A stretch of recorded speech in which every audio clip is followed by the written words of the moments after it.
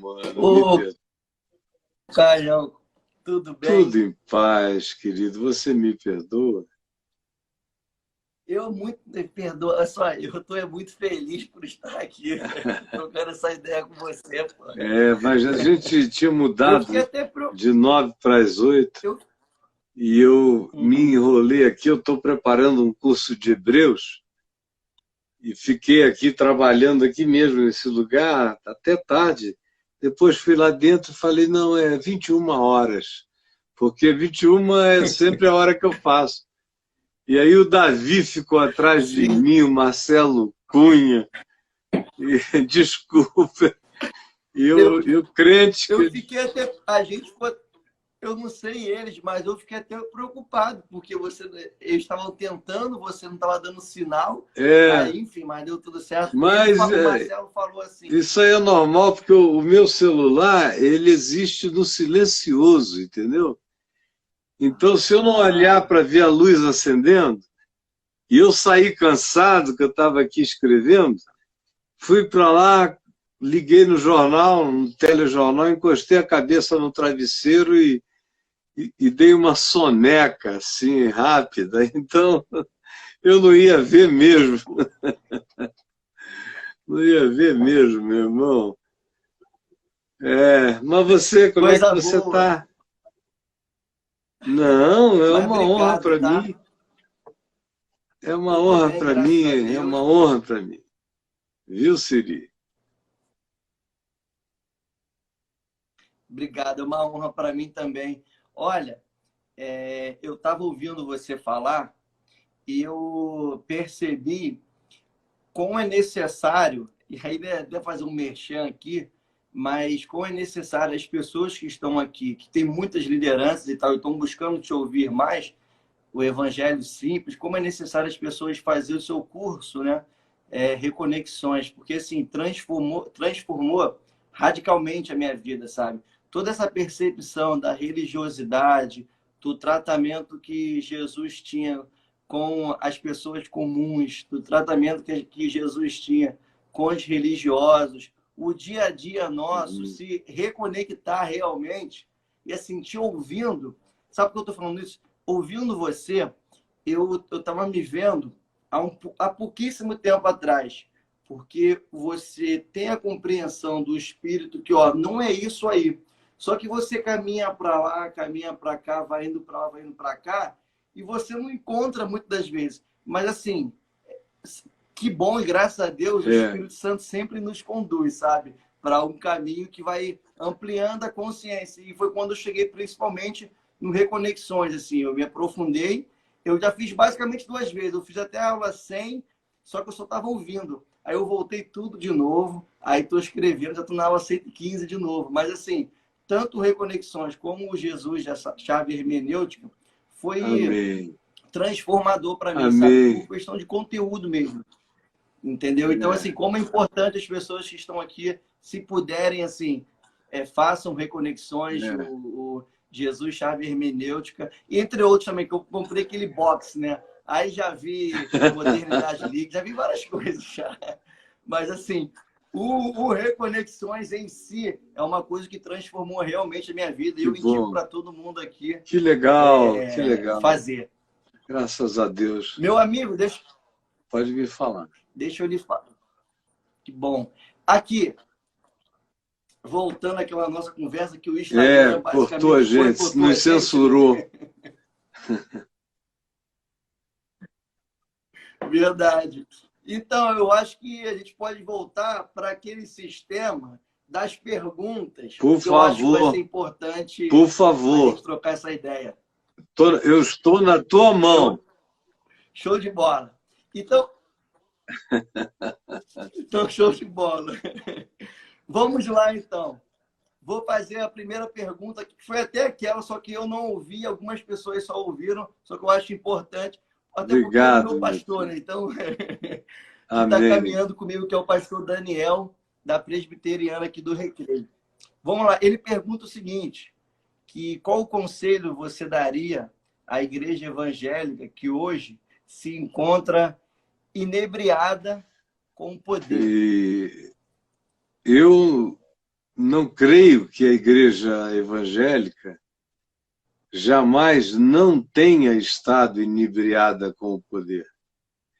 Ela só não tinha acesso como ela está tendo agora, mas ela sempre desejou. E essa é uma história longa. É uma doença que não é só dos evangélicos, é doença da religião. E o pajé adoraria reunir os poderes do cacique sobre ele. E isso é uma coisa que tem a ver com uma arquetipia muito antiga. E no meio cristão, a viagem é fácil da gente entender. De Constantino para cá vai ficando bem explícita, bem óbvia, bem linear. E aqui, entre os evangélicos, eu acompanhei a maior parte da progressão desse crescimento de fascinação. E em tempos diferentes, teve protagonistas denominacionais diferentes e modos diferentes de se relacionar com o poder. Tem até um vídeo meu que eu fiz outro dia conversando com o pessoal do MBL. Eles me pediram para fazer uma narrativa sobre por que os neopentecostais e os evangélicos em geral estavam associados ao governo Bolsonaro. Aí eu falei, é natural. E contei 1h e 15 de história de Constantino para cá, mostrando como é, e cheguei até aqui, ao tempo presente, de 1960 para cá, o que pessoalmente eu vi os evangélicos fazerem, e que eu ouvia meu pai falar, o reverendo Antônio Elias, ou aqueles que estavam na minha casa. Eu ainda era bem jovenzinho, adolescente, mas eu ouvia que eles me diziam. Logo depois, eu mesmo comecei a ser protagonista do processo. Já no início da década de 70, eu iniciei protagonizando e vendo como era aquela necessidade de poder. Naquele tempo era um complexo de inferioridade muito grande. Então, o evangélico andava de joelho para as autoridades, andou de joelho para os militares o tempo todo, e agradecendo a Deus pelos militares que nos tinham salvado do comunismo, e com toda a devoção possível. E alguns líderes trabalhando para os militares. Tanto quanto houve missionários que trabalharam para a CIA nos Estados Unidos. Um tempo muito estranho, muito esquisito. Mas a atratividade estava lá. Quando veio a redemocratização, o que aconteceu foi logo no meio da década de 80, os evangélicos recriaram a Confederação Evangélica Brasileira, que era uma organização que existia antes e que era de esquerda, de postura, estava mais na linha da confrontação, de natureza profética. E aí o golpe militar acabou com ela, destruiu, fechou a porta. Quando houve a redemocratização, na segunda parte dos anos 80, um grupo de deputados federais evangélicos tentaram ressuscitar a confederação, só que eles eram de direita, quase todos pentecostais. Então a confederação ganhou uma cara, assim, tipo cara de centrão. E, num certo sentido, a confederação é uma das sementes do que hoje é o centrão. Só que a gente está aí, segunda parte dos anos 80. Aí, naquele momento da confederação, ela andou, foi um escândalo, pegou um monte de coisas do governo. Naquele tempo, o que era honra para os evangélicos era ter deputado federal trabalhando como despachante para eles aqui no Congresso, despachante de pastor, despachante de denominação. O cara não tinha nenhum projeto para a sociedade, ele estava ali como despachante da igreja ou do grupo, para conseguir rádio, televisão, coisas assim, verbas de publicidade, essas coisas. Pois bem, então, era assim que aquele primeiro grupo evangélico, a primeira bancada evangélica se comportava naquele tempo. Aí ela foi crescendo, foi tomando cada vez mais protagonismo, e tanto mais quanto ela tomou protagonismo, mais ávida ela ficou. Até que nós chegamos num momento, que é esse agora, em que o protagonismo dela é decisivo. Ela virou uma espécie de Likud brasileiro, o grupo evangélico, porque a maioria dos evangélicos votaram no atual governo, que quer trazer para nós um outro regime. Eles usaram a democracia para propor um outro regime de natureza autoritária. Mas, pois bem, então, a maioria dos evangélicos, infelizmente, votou nesse grupo. Eu sei porque a maioria dos que me seguem são evangélicos e, como eu era contra o que podia vir e veio e foi eleito, eu apanhei demais, eu apanhei horrivelmente, entendeu? De homens e robôs o tempo todo. E aí o que houve? A mulher do homem é evangélica. Os pastores estão lá o tempo todo. Ele é um homem básico e tosco, supersticioso. E também muito astuto, na mesma medida em que ele é tosco e limitado, ele tem uma astúcia no que ele faz. É muito interessante essa combinação. E tudo mais que o cerca é evangélico. E ele foi convencido de que, para cumprir aqueles objetivos que ele tinha, de dar ênfase em família, tradição e propriedade, coisa parecida com isso, não tinha ninguém melhor no Brasil para cumprir esse papel do que os evangélicos. E ele tem razão, não tem ninguém melhor.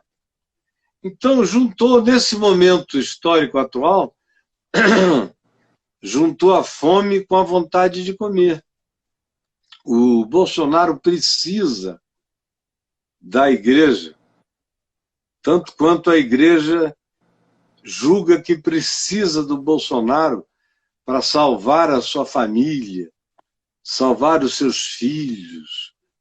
Eles têm a impressão de que é possível fazer com que um menino gay ou uma garota lésbica ou trans, o LGBT, seja qual seja a continuidade das letras no processo de definição de gênero, eles pensam que podem coibir essas manifestações com legislação, com ministérios ou com juízes e ministros terrivelmente evangélicos do Supremo Tribunal Federal. Eles têm essa ilusão. Eles não entenderam absolutamente nada ainda. Então, por quê? Porque são uns complexados que viram nessa oportunidade a melhor chance de estabelecerem a sua agenda. E tem no Bolsonaro um indivíduo extremamente dependente hoje também da igreja, é um nicho do qual ele depende provavelmente mais do que da bancada da bala ou de outras bancadas. Ele depende dos evangélicos, a começar de quem dorme na cama dele. E os evangélicos estão com o que sempre desejaram, ter um poder da República para o qual eles ligam e dizem: nós estamos indo aí fazer uma oração por você, que é para que você saia, a gente saia dessa pandemia e entre numa fase de extremo progresso. Aí lá vai ele receber a unção dos apóstolos do Brasil. Isso deixa esse pessoal... O povo fica com um orgulho extraordinário do poder que os pastores têm. Os pastores não sabem aonde cabem em si mesmos. Com todo esse acesso, esse poder de botar a mão na cabeça do cara, de ter uma superioridade, de serem os donos da palavra da promessa para ele, os garantidores dele. É algo superior ao centrão, é o ultracentrão que está ali, o supracentrão fazendo oração. E aí é uma orgasmice que brota delirante desse poder histórico extraordinário. Mas é Apocalipse 13, é o falso profeta abençoando a besta. Não é nada além disso. Ô, Caio, deixa eu te perguntar uma coisa, que é o seguinte: uma vez eu estava vendo uma live sua e do Carlos de Bezerra. Quando você começou a falar do Bolsonaro, os comentários estavam abertos. E aí, quando você começou a falar do Bolsonaro, naquela mesma live, instantaneamente, quando tocou no ponto da política, começaram, aquela galera ali começou: então você é lulista, você é esquerdista e tal. Estou querendo levantar isso justamente por o seguinte: compreendendo que nós temos que ter a mente de Cristo e a consciência a partir do Evangelho de Cristo. Essa sua fala, hoje em dia, automaticamente te colocam, te jogam na esquerda. Como é que é ser um cristão nessas condições de polarização? Tá na mesma situação de Jesus, de Paulo, de Pedro, de João. Sempre foi assim quando o evangelho é pregado. O pessoal não tem nem a honestidade intelectual de entrar aí num Google e escrever Caio Fábio e Lula, para verem a quantidade, as dezenas e centenas de falas, não só críticas, mas às vezes tristemente demolidoras acerca do Lula e do PT e praticamente de todo mundo. Caio Fábio e Michel Temer. Caio Fábio, se tivesse para trás e escrevessem lá para trás Caio Fábio e Geisel, iriam ver também, se tivesse internet que chegasse lá. Se tivesse internet que chegasse lá, eles iriam escrever Caio Fábio e Figueiredo, iriam encontrar críticas explícitas minhas ao Figueiredo. Caio Fábio e os militares, iriam encontrar num Google que chegasse tão para trás. Caio Fábio Sarney, meu Deus, do governo do Sarney eu escrevi tanto artigo e bati tanto, que era uma coisa extraordinária se eles conseguissem chegar para trás assim. Ou a mesma coisa com o Collor de Mello. E aí já começa a ter registro. Nesses outros também tem registro de jornal. E, eventualmente, se alguém fizesse um levantamento, ia encontrar uma quantidade enorme de artigos em revistas evangélicas, em coisas do gênero, a respeito disso. Mas, desculpa eu estar fazendo essa viagem histórica. Não, acho importante. Porque é a relação do poder, né? E aí, se você chegasse e fosse ver Caio Fábio e você não ia encontrar nada sobre Itamar Franco. Eu vi no Itamar Franco uma solução discreta, interessantíssima para o país. E aceitei, inclusive, fazer parte de um órgão que ele criou, chamado CONSEA, que era um Conselho de Segurança Alimentar da Presidência da República. E eu fazia parte. E foi um período interessante. Agora, Fernando Henrique, com quanto ele tenha me ajudado em algumas coisas na Fábrica de Esperança, acelerado o processo de reconhecimento de utilidade pública federal. O primeiro lugar que ele visitou fora de Brasília quando foi eleito foi a Fábrica de Esperança. A dona Ruth fez 2 ou 3 projetos com a gente lá, entre aqueles 66 projetos, tinha uns 2 ou 3 com ela. Apesar disso tudo, toda vez que foi preciso, eu falei. Eu profetizei o evangelho sobre o Fernando Henrique Cardoso várias vezes, sobre o PSDB. É que o pessoal não estava lá, ou não tem memória nem do dia de ontem. Mas aí a gente chega e vem a vitória do PT, enfim, 2003, assume. E eu fiquei quieto.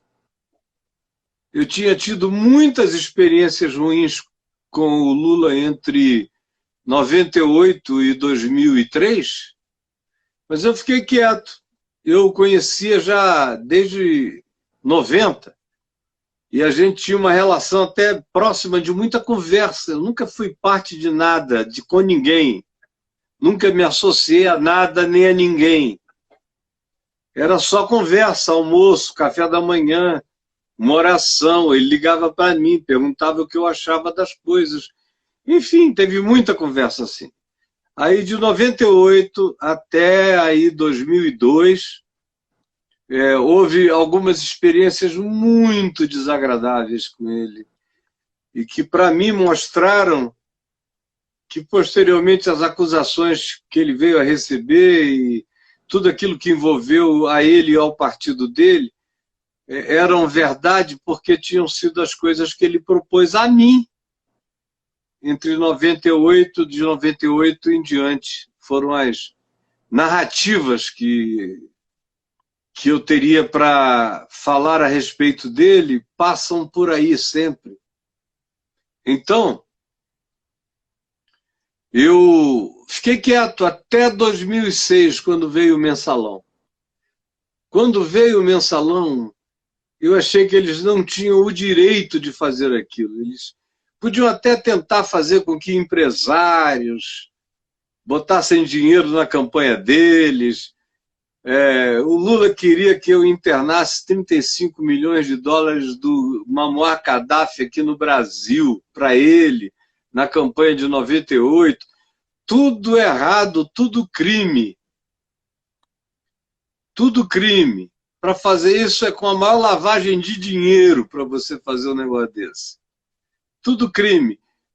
Mas olha, tudo errado, tudo crime. Agora, o que não podia era assumir o poder e não conseguir honrar absolutamente nada daqueles compromissos de ética na política, de política sem corrupção, de todas aquelas coisas que tinham sido as grandes bandeiras e que tinham animado esperanças até mesmo como as minhas, que não era petista, nunca fui, nunca seria em relação ao pacote todo, jamais. Mas que pelo menos em relação a isso eu desejava ver um governo que não metesse a mão e que pegasse o que tivesse e dirigisse ao que estava designado para o povo. E aí, quando eu vi o que estava acontecendo de 2006 para frente, já tem Google. Aí você pode entrar aí e escrever, tanto no meu portal caifab.net quanto no YouTube, e vai encontrar uma quantidade enorme. Então não dá para o cara me chamar de comunista, de petista, de lulista, só se ele for mal intencionado. É a mesma coisa que me chamar de malufista, só se ele for mal intencionado. Ou me chamar de qualquer outra coisa, não vai conseguir. Olha, eu tenho uma relação de amor e amizade e fidelidade fraterna para com a Marina Silva, que é minha vizinha querida aqui. Mas o meu compromisso com Jesus não me permite dar nenhum tipo de carta branca a ela nem a ninguém. A ela nem a ninguém. Eu vou estar sempre livre para dizer o que eu quiser em qualquer direção. Para qualquer pessoa, porque antes de tudo a minha consciência está cativa do Senhor. O problema atual é que se você falar de amor, compaixão, misericórdia, solidariedade, afeto, Black Lives Matter, se você fizer qualquer coisa assim, se você quiser preservar o meio ambiente, se você desejar que haja oportunidade de acesso a estudo para todos, com condições de igualdade ou de diminuição de desigualdades aonde se consiga, se você desejar coisas assim, dessa natureza natural, simples, boa, humana, que não precisa chegar nem ao evangelho para desejar, basta você chegar ao iluminismo que você já quer isso. Você não precisa nem chegar ao evangelho.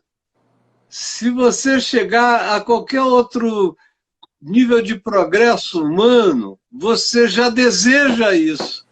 Quanto mais se você tiver o evangelho dentro de você. Mas aí a corrupção foi tão grande, meu amigo, que os próprios evangélicos chamam uma pessoa que propõe as coisas que eu proponho do evangelho, chamam essa pessoa de esquerdista, comunista, lulista, petista e tudo mais. E foi como comecei, foi assim com Jesus. Porque Jesus estava ali, os fariseus eram fanáticos absolutos. E havia uma guerra intensa entre fariseus e quase todo mundo à volta deles. Os fariseus eram completamente evangélicos. E eram contra todas as outras variações temáticas de expressão religiosa, que não cresce muito em nada transcendente como os saduceus, ou os zelotes que tivessem uma ambição pela tomada do reino de Deus de maneira prática e histórica e pela via da política ou do enfrentamento, ou dos radicais sicários, ou dos alienados que se retiravam para o deserto para fugirem totalmente de todo e qualquer encontro com a sociedade, como era o caso dos essênios. Enfim, os fariseus eram contra todos. E Jesus vem como alguém indesignável. Jesus é um cara que eles não conseguem fazer um pinpoint nele. Ele não é pregável na cartela de borboletas mortas. Ele está vivo, borboleteando livre. E eles ficam loucos, porque Jesus é indefinível, é indesignável. Jesus não cabe em nenhum label. Jesus, se eu tivesse tempo aqui para mostrar como Jesus contrariava todos os labels, alguns ele contrariava em favor dos fariseus, e os fariseus se chocavam. Outras, a maioria, ele falava deles contra a opinião dos fariseus, e os fariseus enlouqueciam. Mas a liberdade dele de dizer onde a verdade estava era absoluta, total. Ele era co-beligerante com onde quer que ele encontrasse verdade, ele fazia uma intercessão. Ele fazia a identificação intercessória, a conexão. E aí, isso enlouquecia aqueles que olham a vida de maneira sistematizada, ideologizada. Se A é verdadeiro, B não é. Gente sem síntese. Gente sem dialética existencial nenhuma. Gente que não percebe onde a palavra está. Ela não é permanente neles, como eu falei antes aqui. Eles não têm essa intuição de onde ela está. E aí, meu querido, fica sempre esse tipo de dificuldade, de juízo. E eu estou acostumado, né? Eu estou só com 65 anos.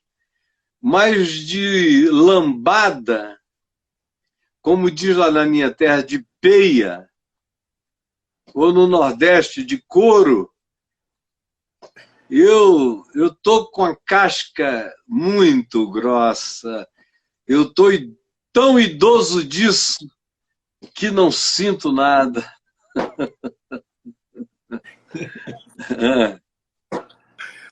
Ô, Caio, o evangelho nos dá uma casca se não grossa, der, meu irmão, grossa, é o que Paulo disse, pois todos quantos querem viver justa e piedosamente em Cristo Jesus serão perseguidos. Então, cara, se não te der, a oferta já é essa. Veste a couraça da justiça, senão você não vai aguentar.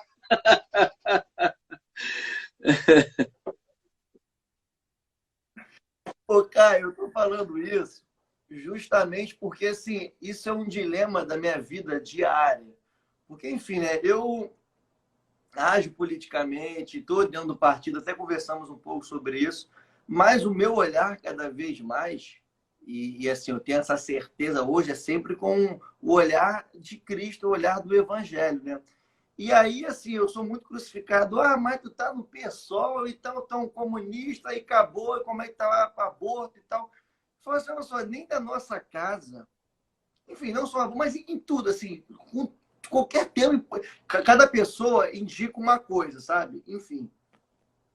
E aí me colocam assim, e eu fico justamente nessa, assim, cara, olha só, eu estou nesse lugar, aqui tem muita coisa que ali, ó, eu vou contribuindo sim, mas nem na nossa relação, nem na nossa casa a gente tem 100% de certeza. O que eu concordo não é 100% do que você concorda. E é assim dentro de um partido. Mas, e assim, o meu caminhar, né? O caminhar nesse caminho do evangelho, eu vou ampliando cada vez mais minha consciência, dizendo, ó, eu estou aqui, mas apontando dentro do meu partido que realmente eu não, assim, está errado, que eu não concordo, né? Que não faz concordância comigo, enfim. Mas quando eu falo em relação ao Bolsonaro, automaticamente, então, porque você é esquerdista e acabou. É isso, assim, sempre me colocando dentro de uma caixinha, e esse evangelho que é livre para denunciar, né? Como os profetas sempre fizeram, vai te colocando como mentiroso, como hipócrita e tal. Mas, assim, ao mesmo tempo, e aí voltando, né, com a experiência, ouvindo pessoas como você, como o Ed René, o meu pastor também, o Daniel, entre outros também, e outros, eu vejo que, assim, faz parte. Eu já falei assim, é isso aí, eu sei que eu não vou convencer todo mundo, mas eu vou agir simplesmente com a simplicidade do evangelho. Por isso que eu estou te perguntando isso, que eu sei que, com certeza, quando você bate no Bolsonaro, já te jogam para um lugar. Enfim, era muito mais... Era uma pergunta também que você foi respondendo e foi gerando que bom, meu dúvidas dentro querido. de mim, sabe? Eu nunca vivi de outro modo. Eu não me lembro de jamais ter vivido de outra forma. Eu nunca fui compreendido. Mesmo quando eu era supostamente unanimidade, na década de 80, início dos anos 90, eu me sentia unanimemente acolhido em todos os lugares, de todas as formas. Mas mesmo quando eu me sentia desse jeito, unanimidade no meio cristão, eu sabia que havia uma quantidade enorme de pessoas que faziam isso, porque todo mundo fazia isso. Mas elas mesmas não me compreendiam. Não me compreendiam. Elas iam, porque todo mundo dizia, meu Deus, o pastor Caio é uma bênção, para todo lado. Então elas também diziam, meu Deus, o pastor Caio é uma bênção, mas não tinham entendido nada. Coisa nenhuma. E eu sabia, eu sempre soube. E sempre soube uma outra coisa lá atrás, que se eu começasse a dizer explicitamente tudo o que eu sabia que o Evangelho era, eles não iriam aguentar. Eles não iriam aguentar. Eu disse muita coisa do que o Evangelho era lá atrás, no tempo dos odres velhos. Eu disse muita coisa. Mas quando eu comecei a dizer de maneira rasgada, do ano 2000 para cá, sem pudor de dizer absolutamente nada. Eram as mesmas coisas. Só que os aplicativos recaíam agora sobre circunstâncias em relação aos quais a religião não queria nem pensar. Eram os mesmos princípios. Enquanto eu tratava deles relacionado apenas à eclesiologia, como a igreja deveria ser, eles adoravam ser provocados, eles não eram aquilo, mas amavam apanhar, receber aquela provocação, que bênção, que profecia. Parece que basta reconhecer a profecia que já está tudo resolvido. E eles vão reconhecendo e ninguém vai mudando nada. Era assim naquele tempo. Aí, de 2000 para cá, quando eu me cheguei e disse, olha, eu não tenho mais nada a ver com isso, nada. Estou fora. Eu não me divorciei apenas conjugalmente, me divorciei institucionalmente de tudo. Eu estou solteiro institucionalmente falando. Eu estou solteiro, eu estou livre no mundo. Eu tirei todas as alianças. Todas as alianças, todas elas. E disse, estou livre. Aí pronto, começou o problema. Porque uma pessoa livre é uma pessoa não domesticável, completamente não gerenciável, não administrável, é muito solta demais. E eu comecei meu compromisso era o seguinte, eu já servi demais o passado. Agora, eu estou num momento da vida, eu não tenho mais tantos anos pela frente, eu quero servir o presente e o futuro. Então, eu estou todo dia ministrando para o futuro. Estou alcançando gente aqui agora e hoje, muita gente, mas o meu olhar está lá na frente. E esse ano, o ano que vem, os próximos anos, que Deus me dê, eu vou falar cada vez mais num presente projetado para o futuro, porque o futuro vem esmagadoramente contra todo mundo. E o chamado povo de Deus não tem condições de lidar com o presente, está em crise com o presente, está elegendo o inelegível para nos dirigir, nos governar no presente, está aceitando qualquer coisa, qualquer negócio, está levantando qualquer bandeira porque está com medo de lidar com o presente. Então eles querem que o presente seja vencido por lei. E justamente por isso eles estão nesse pânico.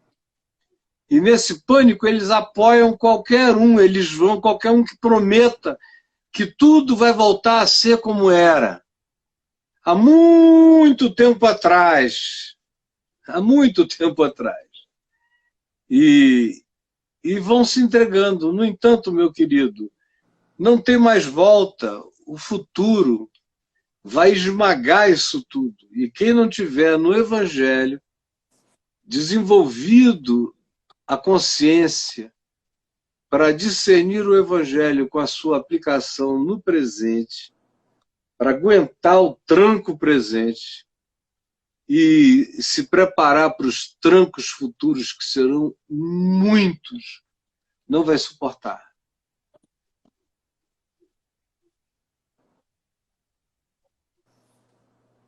Ô, Caio, tem uma pergunta aqui, que é até minha,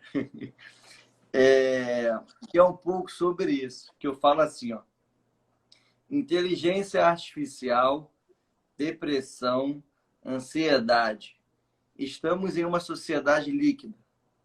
O que fazer para estar preparado para esses novos tempos de mudanças radicais diárias? E o que a pandemia tem mostrado para nós, o que nós estamos vivendo agora, e como é que o Evangelho, qual a resposta do Evangelho, enfim, para essa mudança. Você sabe que a coisa radicais que torna o Evangelho, a meu ver, mais verdadeiro do que qualquer outra, é que ele não precisa ser esticado em nenhuma direção para ser pertinente a qualquer momento da existência e da vida. Isso é que é extraordinário. Então, eu não preciso esticá-lo, puxá-lo, eu não preciso fazer dele um molusco divino que se estende, que se mimetiza em qualquer direção. Não, ele, com o seu modal, com a sua matrix, que é a matrix da mente de Cristo, eu só com ele, sem nada além dele, vou passando até aqui por todas essas coisas, sem temer nenhuma delas hoje, sem temer nenhuma das que ainda virão. Com vontade de ter um pouco mais de tempo aqui, para dar uma conversada e uma pedagogizada, uma treinada numa geração que se prepare com consciência do Evangelho, com raiz do Evangelho, para lidar com essas coisas que ficarão só piores. Os homens desmaiarão de terror pelas coisas que sobrevirão ao mundo, foi o que Jesus disse. Isso é muito brabo, né? Os homens desmaiarão de terror. Muito. Pela expectativa das coisas que sobrevirão ao mundo. Isso é chocante. Quem disse isso? Nem os escritores mais melancólicos e mais cortantes da história humana jamais pronunciaram uma frase como esta. Nem Shakespeare, em toda a sua glória.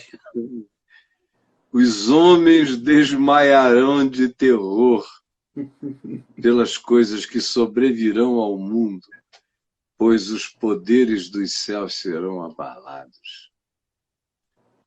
E é o que a gente tem pela frente do ponto de vista sismológico, é o que a gente tem pela frente se não se fizer nada do ponto de vista ambiental, é o que a gente tem pela frente em relação ao desenvolvimento de culturas pandêmicas crescentes, onde coronavírus é só o primeiro de uma manifestação neste século. As próximas gerações podem ter que viver com coisas muito mais complicadas ainda, como Jesus disse, que viriam pestes.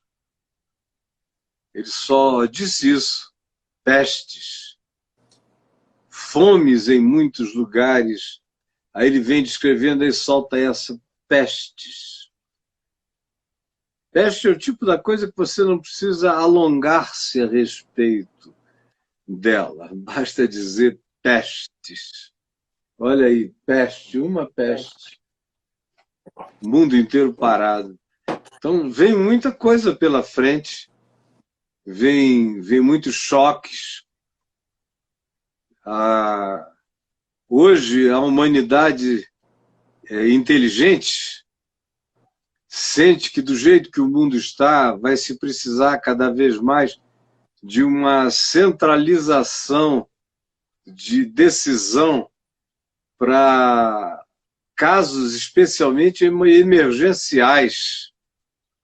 Isso já se está demandando para todo lado. Vai ser um grande choque, porque a inteligência artificial vai ficar de acordo com o fato de que a coisa mais racional para o mundo é ter um centro de gestão e de distribuição, resguardando-se os parâmetros ideológicos da média ponderada planetária. Vai chegar uma hora que vai ser assim. E aí também, nesse tempo, ninguém vai ter privacidade mais nenhuma, de nada, absolutamente coisa alguma. E é meia, meia, meia mesmo, para todo lado. Você vai ficar todo enxergado, todo sabido, por um controle geral e central. E, enfim, eu vejo uma coerência tão insofismável no livro do Apocalipse que, para mim, é cotidianamente praticamente impossível não atestar a veracidade e a insofismabilidade do livro do Apocalipse. Cada dia ele se torna mais, obviamente, insofismável. E aí, meu mano? Ô, Caio, e quando você falou que tem um grupo hoje que quer voltar o que era antigamente, e esse grupo hoje aponta que quem está fazendo isso é o comunismo, marxismo cultural. Aí tem uma galera que fala isso, é o capitalismo selvagem. Uma outra galera, dependendo do ambiente, diz que é o islamismo. E aí todo mundo aponta um para o outro, todo mundo imbuído do Deus, né? Todo mundo falando o nome de Deus, de alguma forma. E aí, quando eu te ouço, é justamente isso, assim, é como um profeta, é um profeta que vai livre disso tudo e vai falando assim, ó, é isso, é aquilo, porque o que importa realmente é essa consciência de Cristo. É basicamente isso. É que as ideologias não lidam com os sensos universais. As ideologias lidam sempre com os sentidos tópicos e particularizantes. Por exemplo, há 20 minutos atrás você falou, eu lá no partido. Essa é uma palavra tão sincera, porque partido é um partido, é uma coisa que foi cortada das demais. Então, o Evangelho não lida com o partido. O Evangelho te põe num partido para você ser sal da terra, luz do mundo, dentro daquele partido. Assim como Jesus tinha entre os discípulos dele pessoas que provavelmente tenham tido partidos na sua vida, ou tivessem simpatias anteriores presentes no coração, amizades, vínculos, histórias. É daí também que vêm as nossas escolhas políticas, de amizades, de berço, de vínculos, de histórias. Você vai escolhendo qual é o seu lado do mundo, especialmente vinculado, na maioria das vezes, àquele lado do mundo onde você nasceu, a partir de onde você enxerga o mundo. Então, essa é a tua tendência política, na maioria das vezes. Eu não estou absolutizando nada. Mas o que falta, parece quase incompreensível, é esse senso de justiça universal que o Evangelho propõe e que não está comprometido com nenhum ideologismo, com nenhum partidarismo. Ao contrário, Paulo chega a dizer: não haja entre vós nenhum partidarismo, que é a gente fechar-se num clube de opiniões. É o partidarismo, não haja entre vós. Ora, se o Evangelho diz que em Cristo Jesus não há homem nem mulher, por que que ele vai permitir que haja partidarismos? Se ele diz que no Evangelho em Cristo não há escravo nem livre, por que que ele vai permitir que haja partidarismos? Então, o chamado do Evangelho o tempo todo é para algo muito maior. É para um mundo sem pátria. Isso choca o pessoal, pois a nossa pátria está nos céus, como Paulo diz. Que ele não tinha nenhuma pátria terrena, ele não tinha apegos terrenos, porque a pátria dele estava no céu. Então, aqui eu sou um colonizador do reino de Deus, mas a minha pátria está nos céus, está para além do imediato. O meu senso de justiça também, ele não está vinculado a nada que seja vinculado à supremacia de um casuísmo, de um rito legal. Eu vou sempre defender a justiça contra qualquer rito legal que trabalhe contra a justiça e a verdade fáceis de serem vistos pelos olhos, que qualquer um detecta. As pessoas não conseguem ver que não importa se não se conseguiu provar que é verdade. Tem coisas que você sabe no coração que são verdade.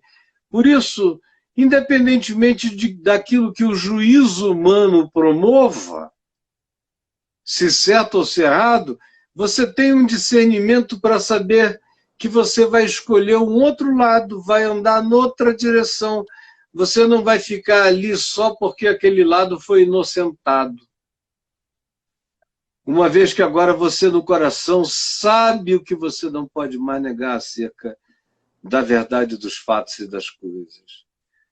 As pessoas não creem nesse valor superior da humanidade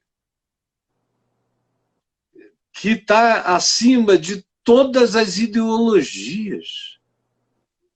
Sim, eu não tenho um compromisso com o valor da humanidade proletariada apenas. Eu tenho um compromisso com o valor da humanidade em qualquer ambiente. O valor da humanidade rica não é inferior para mim ao valor da humanidade proletária. Eu ajudo a quem eu puder. Tem uns que estão precisando de pão. Tem outros que estão precisando de um abraço. Tem uns que estão precisando de desenvolvimento humano e emancipação social e segurança de trabalho e consistência financeira, um monte de coisas nessa área. Tem outros que estão precisando de um ouvido para ouvir que no meio de tudo que elas têm, que elas podem, elas são profundamente infelizes, vazias, ocas, miseráveis, pobres, cegas e nuas, apesar de terem tudo. Então o Evangelho te faz solidário com a dor humana. E para isso não estabelece uma quantificação de natureza mensurável economicamente. Ele te dá um compromisso com a imensurabilidade da necessidade humana em qualquer que seja a localização no espectro ideológico da existência que essa pessoa esteja. Assim foi Jesus. Assim quero ser eu também. Agora, eu não espero que ninguém me entenda. Eu sei que eu vou apanhar sempre. Jesus não foi entendido, por que eu serei? Ele disse, se não trataram o mestre de forma melhor, por que vocês acham que serão tratados diferentes? Ou até não pior? Então eu olho para como eles trataram Jesus e fico contente com o fato de que eu podia até estar sendo bem mais maltratado do que estou e do que sou. É, meu queridão.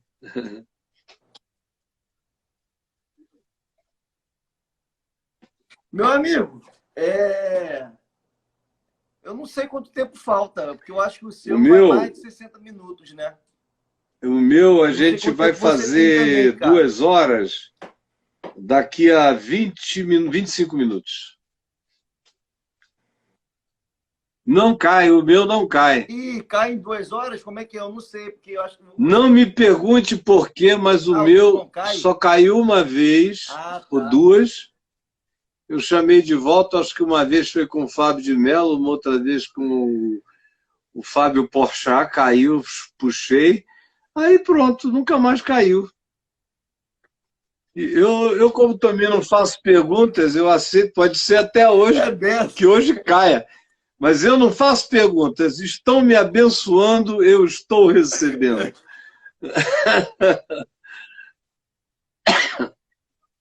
Vem cá, você quer determinar um horário? Porque eu não sei para você e tudo mais, quanto tempo, mas porque tem uma série de perguntas. Pode, Mas eu só fiz duas. Mas enfim, que bom, pode vamos definir fazer, aqui. Quer determinar pode mais um fazer tempo? mais 2. Então, tá, show de bola. Tem umas perguntas mais teológicas aqui. Eu vou perguntar uma bem teológica, que é do pastor que vai até você até falou que vai fazer uma live com ele, que é do pastor Henrique Vieira. Eu falei assim, ué, quer fazer alguma pergunta para ele? Porque, cara, eu tenho uma bem teológica, quero saber o que ele pensa. Enfim, vamos lá. Ele pensa o seguinte, qual a sua visão a respeito da Se ele universalidade quer da saber se eu salvação? creio no universalismo, porque eu creio Parece que na sim, né? Qual a sua visão a universalidade respeito da da salvação, mas não creio universalidade no da salvação? universalismo. Eu não creio em ismo nenhum, porque todo Uhum. ismo é sistêmico e fecha um sistema. Aí, por exemplo, no universalismo, todo mundo está preso à obrigatoriedade da salvação. E eu acho que o livre-arbítrio implica em que eu tenha liberdade, inclusive, de escolher o inferno. Eu tenho que ser livre até nesse nível. Eu tenho que assumir a responsabilidade das minhas escolhas até a escolha lúcida do inferno. Lúcida. Então, o que isso tem a ver com eu crer na universalidade da salvação e não crer no universalismo teológico? Eu creio na universalidade da salvação, pela mesma razão anterior que eu disse que eu creio na universalidade da justiça, porque eu creio em todas as universalidades. Eu creio que todas as coisas foram criadas e foram criadas dentro do ambiente da graça, porque o Cordeiro de Deus foi imolado antes da fundação do mundo. Então, qualquer Big Bang veio depois. Aquela singularidade de densidade de matéria, energia, espaço, tempo, que explodiu, que era do tamanho de uma ervilhazinha, onde todo o universo e todos os universos possíveis que decorreram dessa explosão, Big Bang.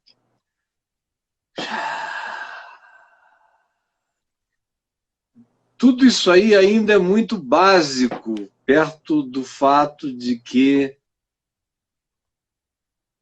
todas as coisas foram criadas nele, por meio dele, para ele, que o Cordeiro foi imolado antes da fundação do mundo. Ou seja, tudo que é criado já é criado sob o signo da graça, do perdão, para que todas as liberdades sejam exercidas na plenitude de todas as faculdades e de todos os arbítrios que se pensem livres.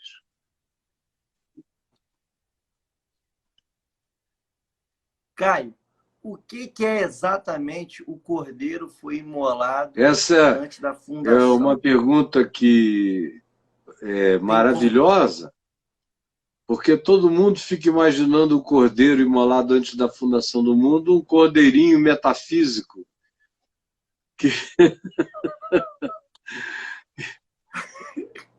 Assim, parece uma coisa... Parece alguma coisa de um conto chinês, de algum tipo de mitologia havaiana, ou de qualquer outro lugar, ou indiana. Só que no princípio era um elefante, ou no princípio era uma vaca. Aqui no princípio é um cordeirinho. Mé! Antes do Big Bang, mé! O cordeirinho.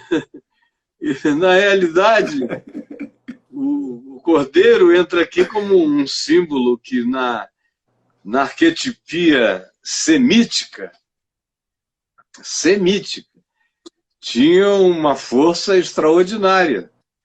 Na arquetipia bíblica, mais ainda. De tal modo que Jesus é aquele Cordeiro de Deus que tira o pecado do mundo.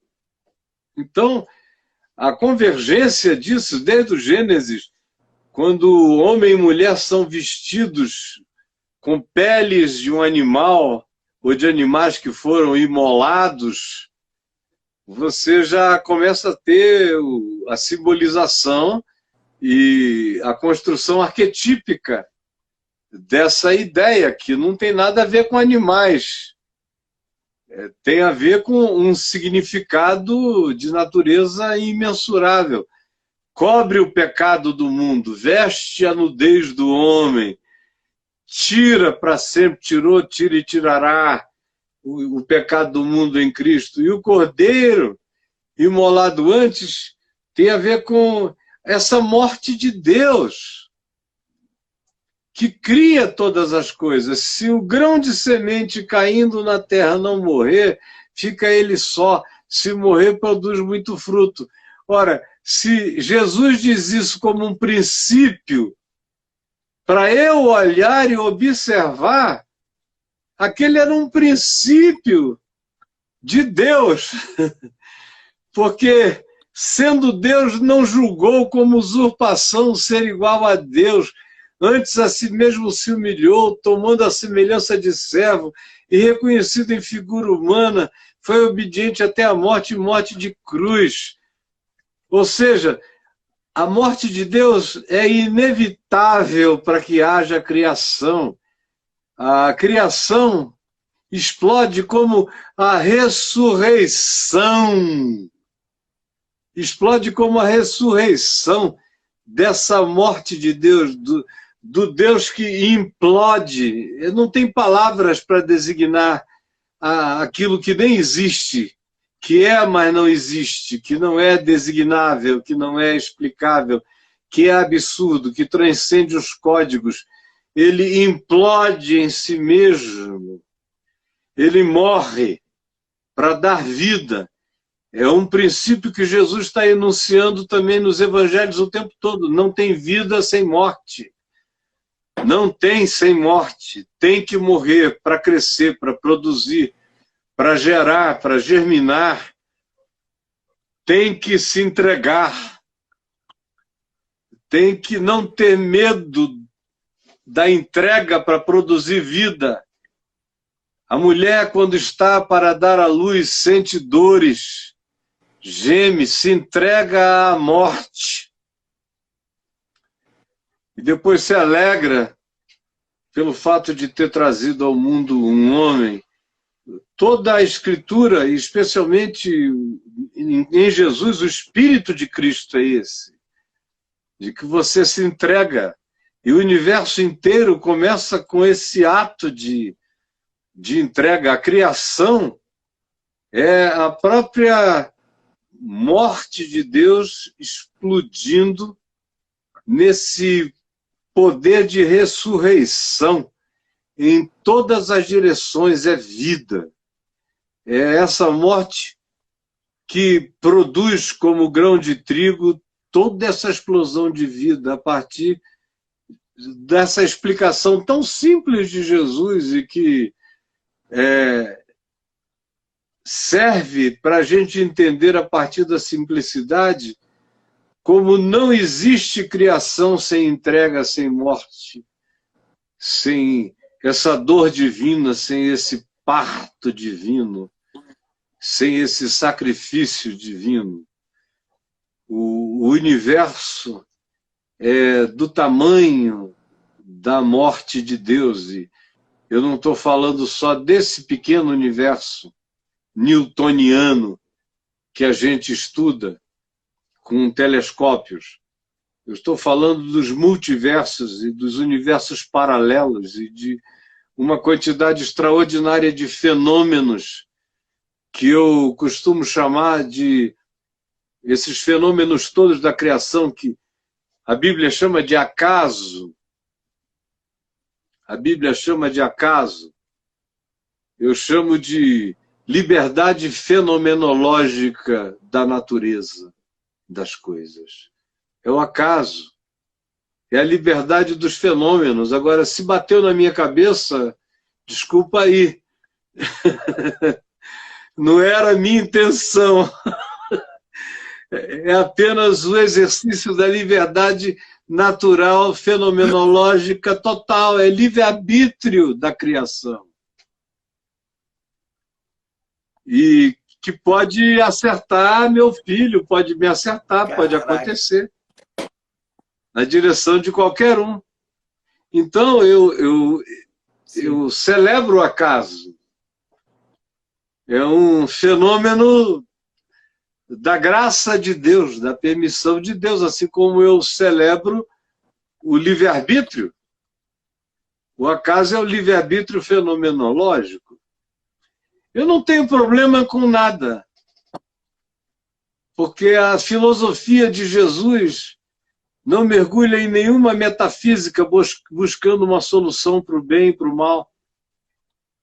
Ela simplesmente trata tudo como se não fosse possível você viver a existência se tudo isso não fizesse parte dela. Jesus ensina a filosofia da realidade e da fé que rasga a realidade e que cria mundos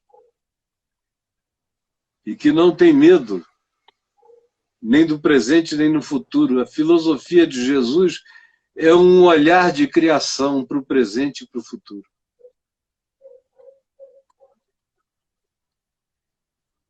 Não tem como uma doutrina, uma ideologia É, compor isso tudo. é.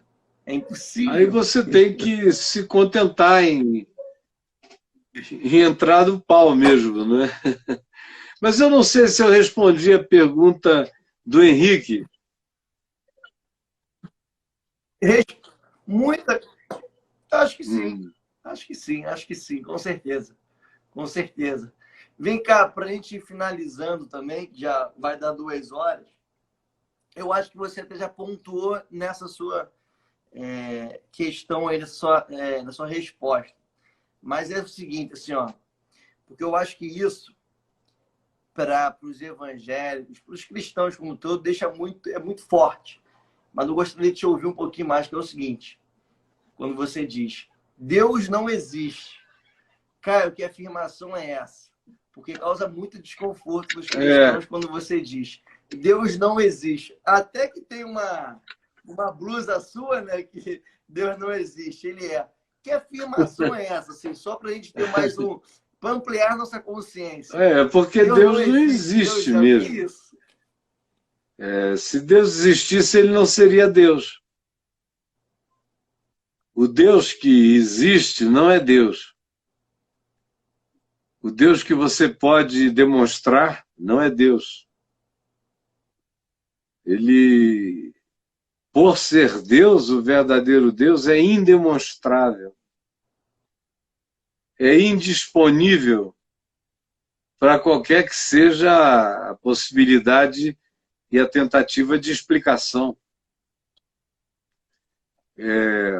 O que existe pela própria natureza semântica da definição de existir e de existência é aquilo que é mensurável. É mensurável. O que não é mensurável não existe até ser mensurável. Por exemplo, o mundo era feito só de grãos de areia durante muito tempo. Grãos de areia. Aí até que alguns homens lá em Mileto, na Ásia Menor, na Turquia de hoje, perto de Éfeso, há 500 anos antes de Cristo, começaram a intuir que existia uma coisa tão pequena, tão pequena, tão pequena, que os olhos não viam, mas existia, chamada átomo. Aí o átomo, do ponto de vista semântico, virou a menor coisa que existia, porque se cria nele, mas ninguém o tinha visto até então. Aí, porque ele foi intuído, ele passou a ser objeto de cálculo, de estudo, num tempo em que não tinha máquina. A única máquina para acessar o átomo era a matemática. Aí a matemática chegou no átomo. A matemática disse, o átomo é verdadeiro. Aí, durante muito tempo, a matemática reinou. E até que nós chegamos a um ponto em que os astrofísicos e os físicos laboratoriais desenvolveram equipamentos que nos permitiam tanto enxergar para longe quanto para perto de maneira extraordinária. E então chegaram ao átomo e viram o átomo. Tã! Aí disseram, meu Deus, o átomo existe. Aí a matemática prossegue, a matemática diz, o átomo pode ser quebrado. Pode ser quebrado. Aí, quando o homem descobre uma coisa, ele sempre faz o que ele descobre, ele nunca não faz. Nunca diz, tá bom, a gente já sabe que o átomo pode ser quebrável, mas tá bom por aqui. Não, ele vai quebrar o átomo. Aí ele vai e parte o átomo. E descobre que ele pode produzir tanto uma explosão extraordinária como na bomba de hidrogênio, a bomba chamada atômica, ou ele pode produzir uma energia extraordinária, ou ele foi estudando, estudando e descobriu que ele podia quase tudo ali dentro, porque ali tudo era possível. Era possível ocupar, dois corpos ocuparem o mesmo lugar no espaço, era possível tudo que aqui é impossível. Era possível viajar no tempo, sem tempo algum, a velocidade de deslocamento podia ser maior do que a da luz, a mesma partícula subatômica que está aqui pode aparecer sem movimento, sem tempo de mensurabilidade do outro lado. E aí quase todas as leis do macro-universo foram quebradas. Aí a gente chega e diz, bom, a gente chegou no máximo do pequeno. Aí você descobre o nano, que é um pequeno, tão pequeno, tão pequeno, tão pequeno, mas ainda assim tão moldável, tão moldável, tão moldável. E você tem equipamentos tão extraordinários para lidar com um mínimo absolutamente invisível aos sentidos e construir nele. E ele também tem o poder de ser programável se você estiver trabalhando com a programabilidade de nanopartículas inteligentes. Ele pode ser programável para se expandir, para crescer, para se multiplicar. Então, a gente está falando de coisas que existem. Todas elas existem, mesmo que eu não alcance. Mas Deus não faz parte de nada disso, porque Deus não está em lugar nenhum. Deus é espírito. Então, existe Jerusalém, existe o Monte Gerezim, existe o Monte Sinai, existe o Sol, existe a luz, existe o átomo, existe o próton, existe o nêutron, existe o vento, existe a água, existe esse universo, existe buraco negro, existe buraco de minhoca, existe matéria negra crescendo, insuportável e enormemente. Existem essas coisas, existem.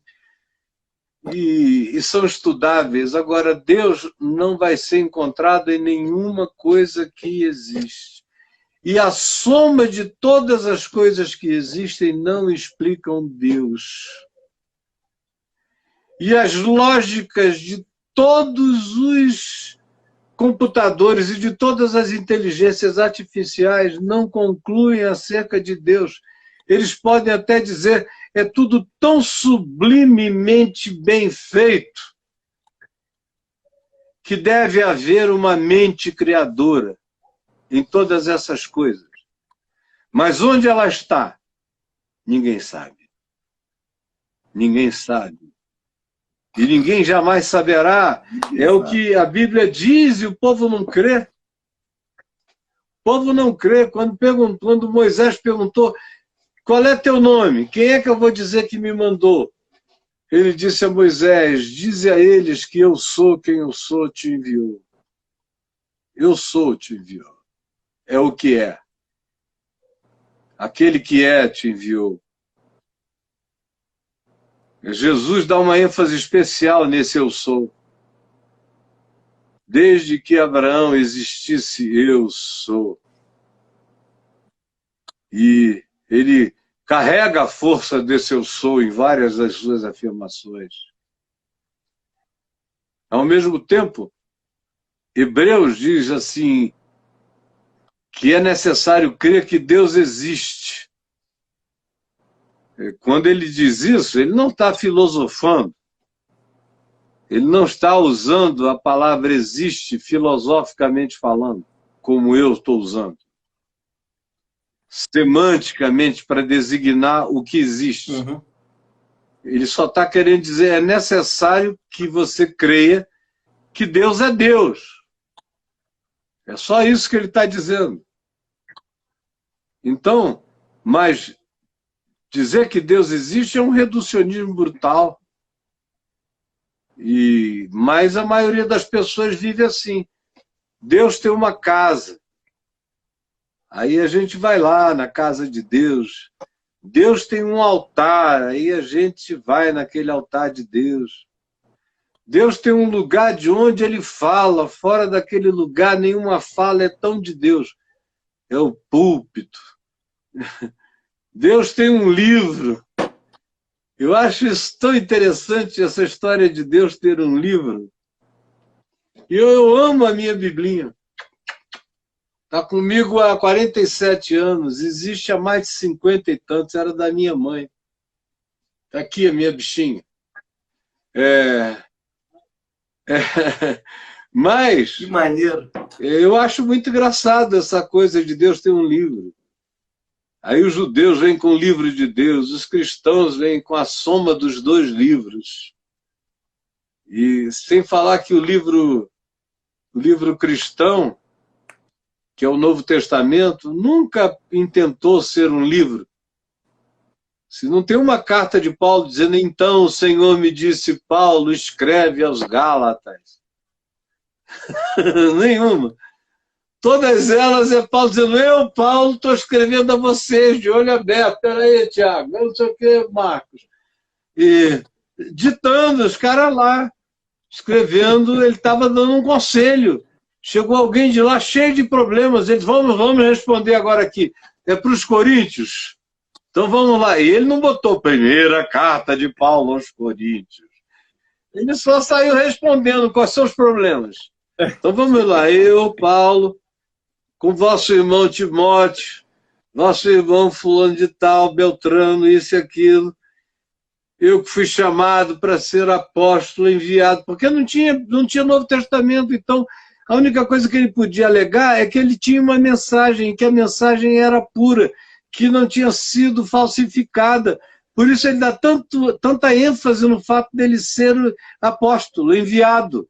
Não é um título, é alguém que não vai enganar vocês, que ouviu a palavra e manteve a integralidade dela, porque não tinha nada escrito, em lugar nenhum.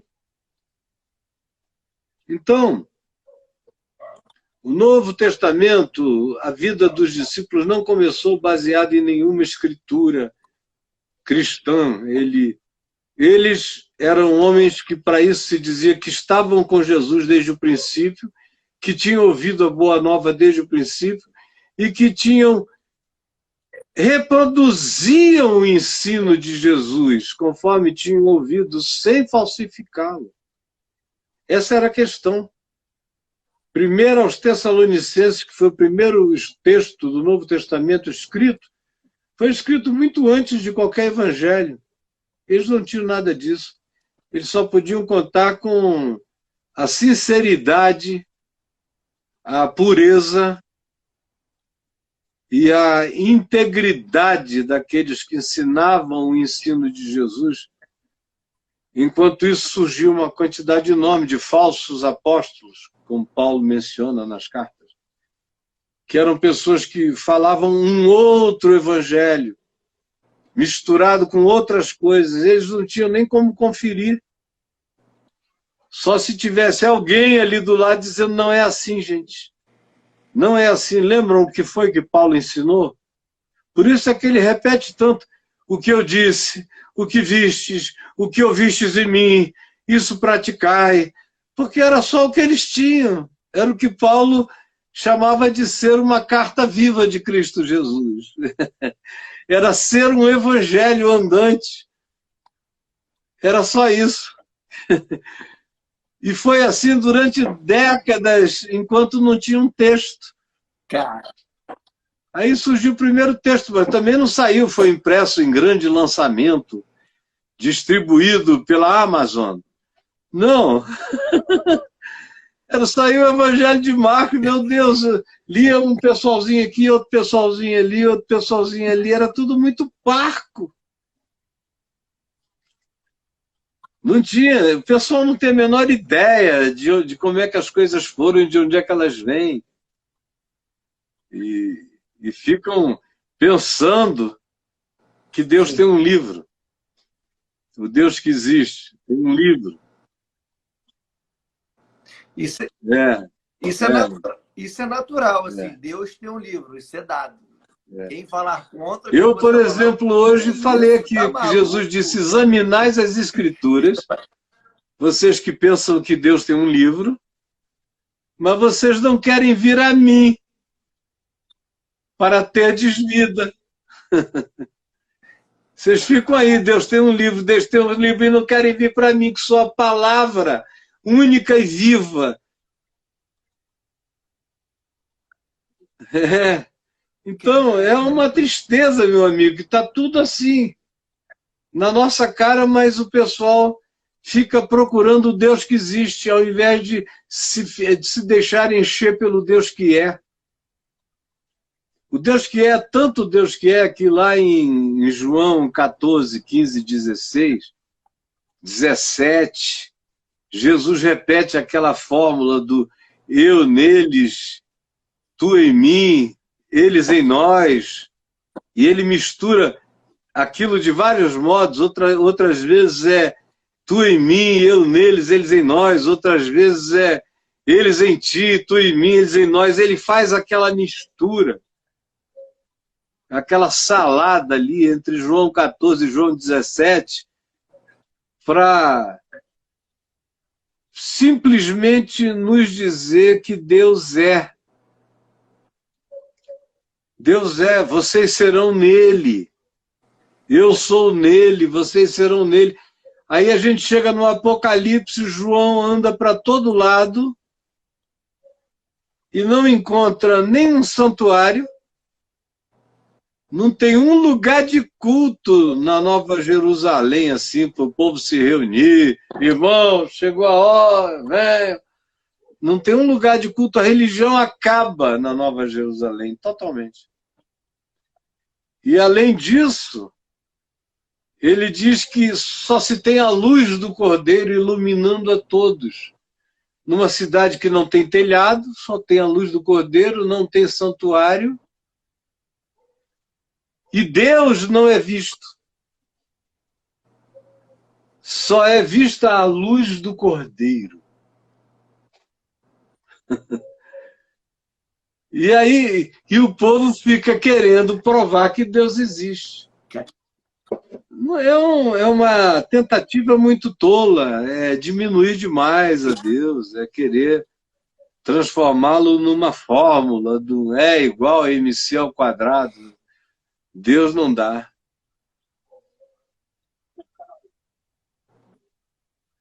E Caio, uma vez eu conversando com um homem já, deve ter uns 45, sei lá, entre 45 e 50 anos e tal, pai de família, e conversando, né, sobre, enfim, o evangelho.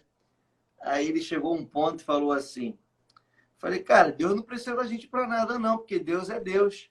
Ele, não, concordo, mas a gente, nós temos que evangelizar e falar do amor de Deus.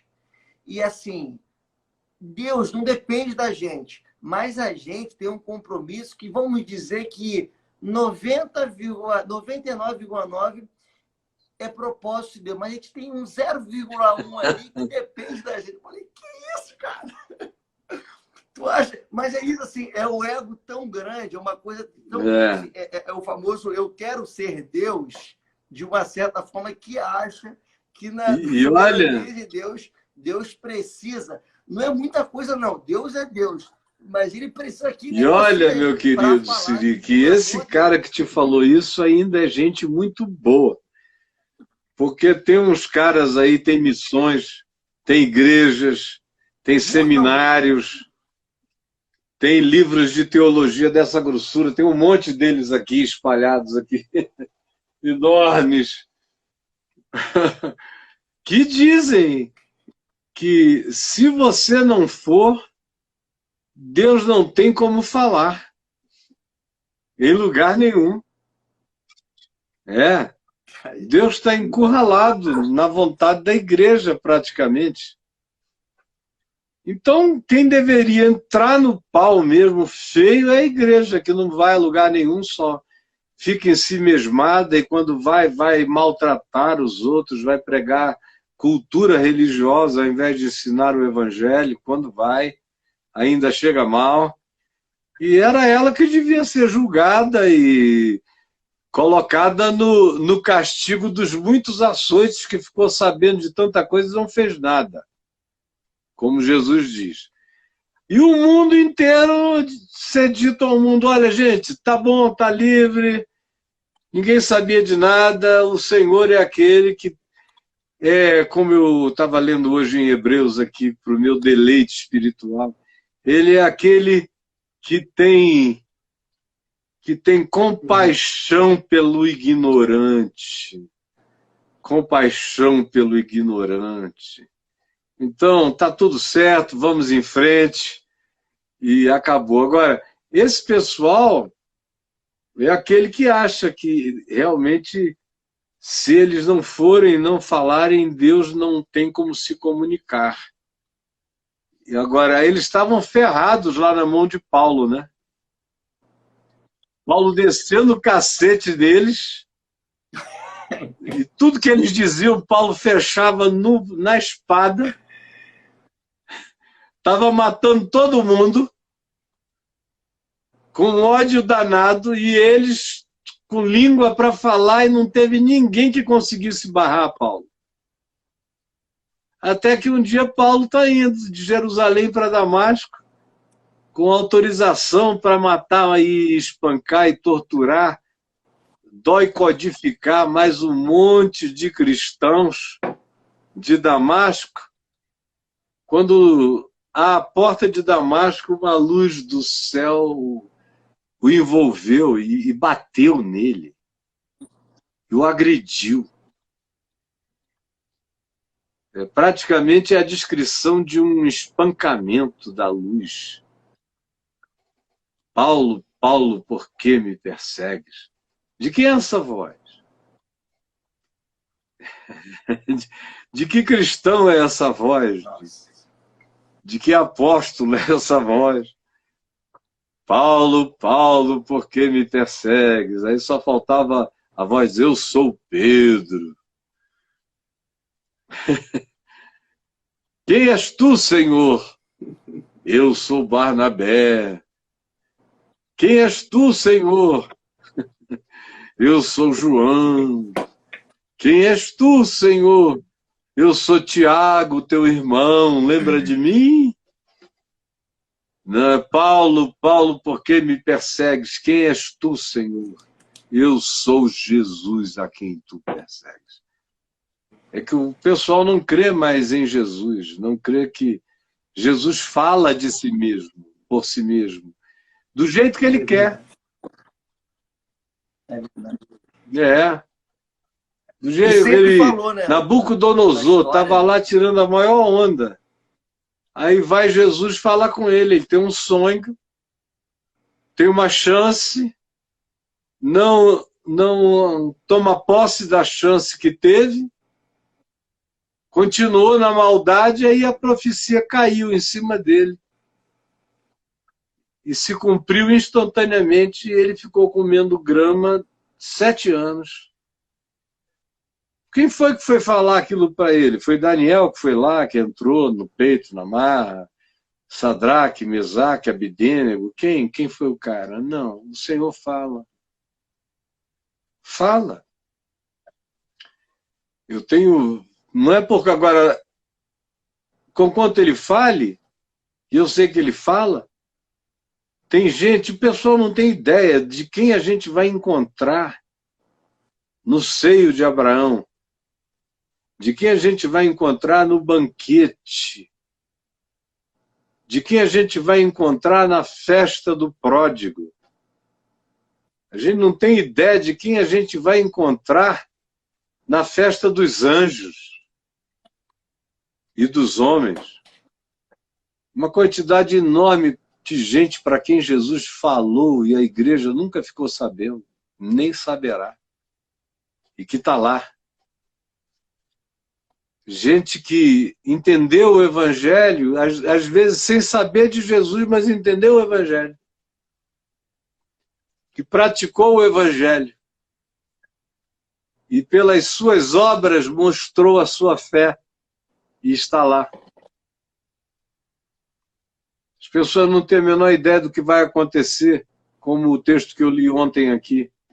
Quando o Senhor abrir os segredos dos corações dos homens. Quando as coisas ocultas das trevas forem manifestas e quando o Senhor abrir o segredo dos corações dos homens. Aí a gente vai ver o absurdo do amor de Deus falando com pessoas no mundo inteiro agora. Gente que nunca foi alcançada por ninguém e que está sendo alcançada pelo amor de Deus agora. Em campos de refugiados, em sonhos noturnos, em gente boa que chegou, tocou, salvou, aliviou e deixou o outro com aquele sentimento da presença de Cristo que ele não sabe nem explicar, porque ele foi tocado por homens que estavam agindo como Jesuses. Não se tem a menor ideia do que está acontecendo. Agora, não é por causa disso que eu não vou. Porque ir para mim, eu não vou porque se eu não for, Deus está encurralado. Eu vou porque é meu privilégio. É o oposto. Eu vou amar os cordeirinhos de Jesus, os pequeninos dele. Eu vou porque eu quero dar um abraço de Cristo em cada um deles e quero receber um abraço de Jesus de cada um deles. Eu chego como um Cristo e sou abraçado por um Jesus. Cristo e Jesus se encontram nesse abraço, onde aquele que chega com o Evangelho é encontrado por aquele que não tinha o Evangelho e que está todo carente de necessidades humanas, sejam materiais, psicológicas, espirituais ou de qualquer natureza, e são devidamente acolhidos e abraçados. É meu privilégio levar essa palavra em qualquer lugar que eu for. É impossível que eu vá a algum lugar da terra e eu não leve essa palavra. Agora, no mês de fevereiro, eu estava entrando nos Estados Unidos. E aí, de repente, me pegam com a minha mulher na entrada. A gente passou pela imigração, nos pegaram, nos levaram para o Customs e nos detiveram lá, sem explicação, com fome, com sede, com sono. Os nossos amigos lá fora sem saber de nada. E a gente aqui dentro. Pedíamos, depois de 3, 4 horas, eu falei, olha, agora eu já estou me considerando preso e aí os meus direitos começam a funcionar contra vocês. Vocês têm a obrigação de me dizer por que eu estou detido. Aí eles entraram em pânico. Não, você não está detido, não está detido. Eu falei, olha, depois de 4 horas, sem explicação, é detenção. Aqui ou em qualquer lugar do mundo.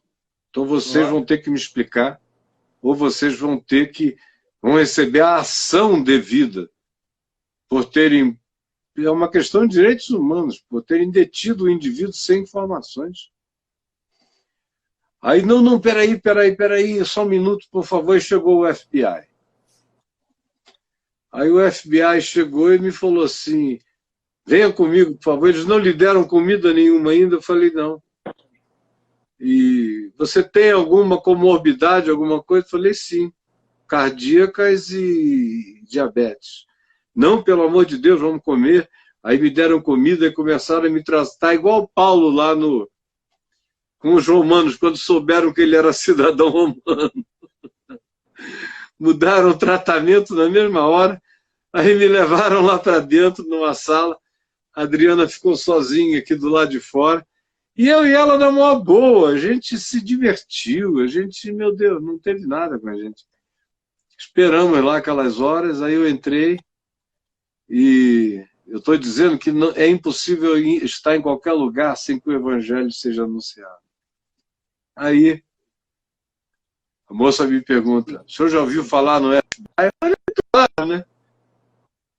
Poxa vida, todo dia. Ela, como que o senhor ouve falar no FBI todo dia? Eu falei, desde menino, um monte de filme, de seriado, e tudo é FBI na minha casa só dá FBI. Como é que você me pergunta se eu sei o que é o FBI?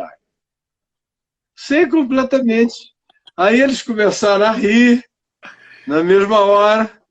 Aí ela falou, nós não somos tão sofisticados quanto aqueles lá do cinema. Eu falei, não tem importância. Eu conheço as polícias do Brasil que são menos sofisticadas do que vocês, então vocês estão acima da média ainda. Mas e aí? Por que eu estou aqui? Aí eles me mostraram o retrato de uma moça, que por acaso é minha ovelha. Aí, se você conhece essa moça? Eu falei, conheço, é como uma filha para mim. Aí você sabia que ela sequestrou uma criança aqui dos Estados Unidos para o Brasil? Falei, não, jamais ela faria isso. Ela tem uma filha, ela é uma excelente mãe. Ela tem tinha um marido horroroso, que a maltrata há 10 anos. Quer que eu descreva os maus tratos? Aí eles disseram que quero. Aí eu descrevi todos, e não são poucos. Eu falei, e por último ele estava ameaçando tomar a filha dela. Ela não tem residência nos Estados Unidos, nem na Inglaterra, onde a criança nasceu. Não tem lugar nenhum, ela tem que ficar vindo ao Brasil para renovar o visto, porque ele é pai da criança e não faz nada para legalizar a situação da mãe, embora a apresente como mulher quando seja conveniente, porque ela é uma moça muito bonita, como vocês estão vendo, mas ele é um canalha, perverso, violentador.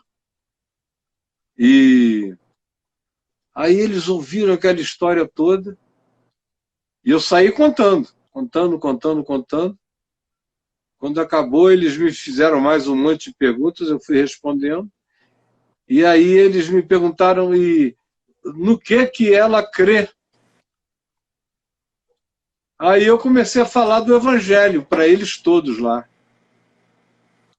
Preguei a palavra uma meia hora, mais ou menos. O que ela crê? Eu saí dizendo, tá. Ela crê o que eu creio. Foi o que eu ensinei para ela. Isso. Mandei a palavra para todo lado. Olhei para um cara lá e falei, rapaz, você é a cara de um grande amigo meu. Eu estava me referindo ao Alfredo Sirquis, que vem aqui no Papo de Graça, sem ser nessa quarta-feira, na próxima, de manhã. Aí, falei a ele. Aí ele ficou me olhando, depois eles disseram, não, nós já tivemos muitas informações, 2 horas lá dentro já. Me dê 15 minutos para a gente checar as últimas. E eu contei tudo. Não escondi nada. Quer número? Está aqui os números. O dele está aqui também, eu tenho. Por quê? Porque ele me mandava pornografia todo dia para ver se eu dava alguma resposta positiva para ele. Ele é tão cretino que ele queria que o pastor dela desse uma resposta positiva para ele dizer, olha aqui, o teu pastor. Aí o FBI só se horrorizando. E as mulheres do FBI mais horrorizadas ainda. Com esse chauvinista, machista, perverso. Enfim. Aí saíram, confirmaram a minha história e voltaram. Mas quando o cara ia saindo, ele ficou encostado do meu lado, eu dei um outro tapinha nele e falei, mas rapaz, você parece muito com o meu amigo Sirquis. Aí ele falou, mas quem sabe você não arranjou um amigo aqui também. Aí eu falei, eu tenho certeza que eu arranjei um amigo aqui também. Que legal. E eu vi, enquanto eu pregava, como o coração dele, a palavra foi desmanchando aquilo tudo.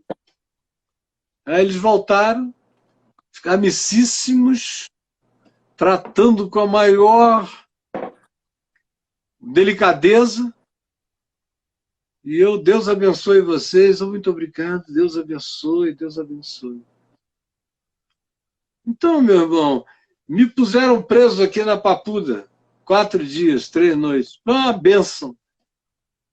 Evangelizei aquela moçada inteira, o dia inteiro pregando o evangelho, não parava, orando por todo mundo.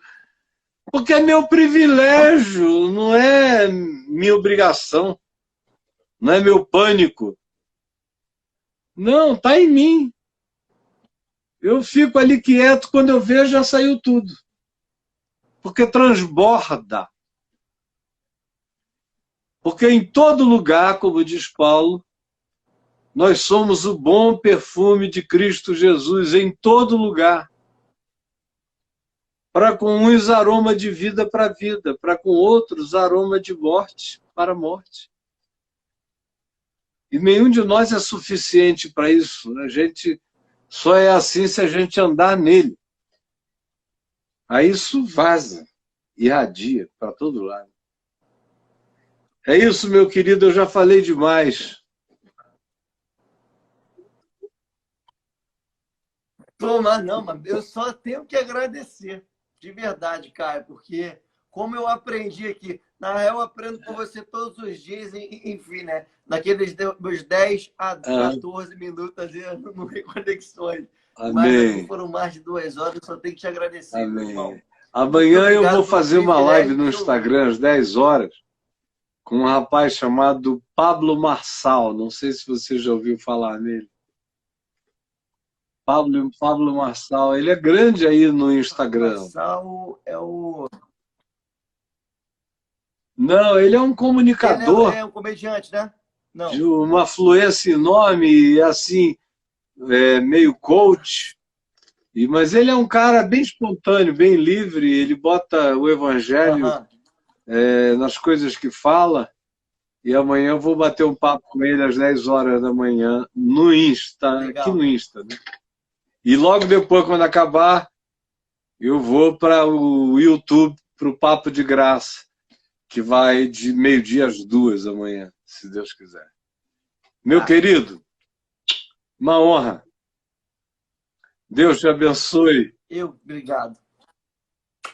A honra foi minha da galera que te ouviu até agora. Obrigado, tá, Caio? Que honra te ouvir e poder trocar essa ideia com você. Vamos marcar, com a graça de Deus. Grande beijão. Amém. Obrigado por tudo. Deus te abençoe. Obrigado você,